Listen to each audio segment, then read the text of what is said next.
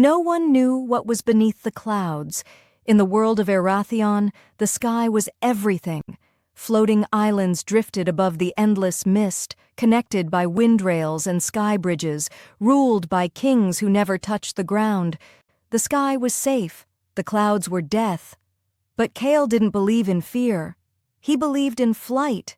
He was a storm chaser, a rogue glider pilot who sailed solo into lightning storms and skimmed the edge of the mists to record wind patterns. It wasn't noble, but it paid enough to keep his wings in the air. Then one day, something changed. His compass spun. His glider's sails went limp.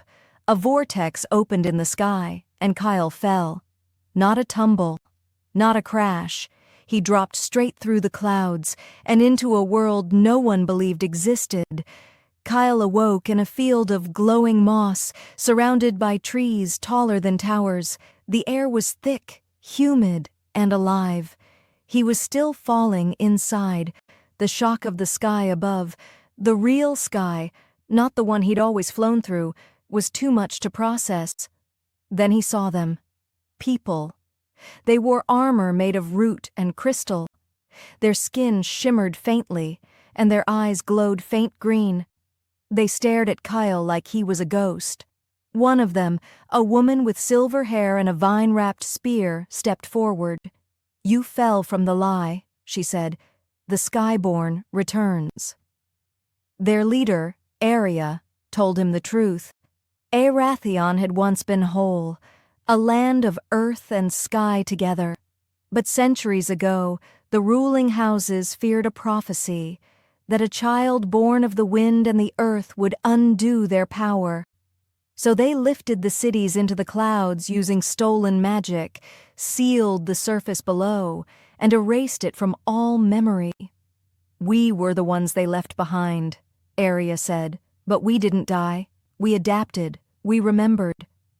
Kael didn't know what to say. He wasn't a chosen one.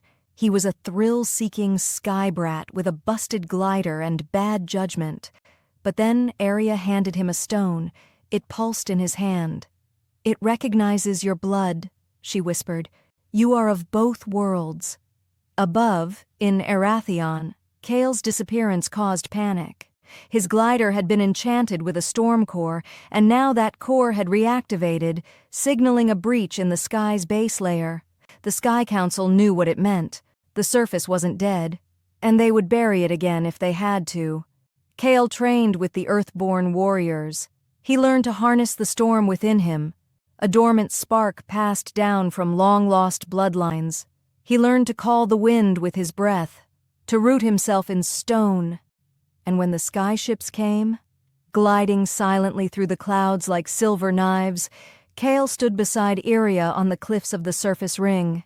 The invaders wore white. The wind obeyed their commands. But Kael had learned something they never taught in the sky. The wind may rise, but it always returns to the earth. Lightning danced as storm riders dove from the clouds. Kael launched upward on a whirlwind, intercepting them mid-air, his blades glowing with wind steel. Iria summoned living roots to trap gliders and drag them to the soil. Spells clashed, wings tore, and Kael faced the Sky Council's champion, his own cousin Talric, born to the same bloodline, raised in privilege while Kael scraped the wind. "You were always meant to stay above," Talric snarled. Kael smiled. "And you were always afraid of what's below." They clashed in the storm. And when the lightning cleared, Kael stood. Talric did not. With the council broken and the skyships grounded, Kael flew higher than ever, but this time, not to escape. He flew to unite. The cities of Erathion opened their ports. The surface rose to meet them. Magic began to flow freely again, from root to wind, from cloud to stone. Kael was no longer just a sky chaser. He was a bridge, a bond, the first to fly through the lie and rise with the truth.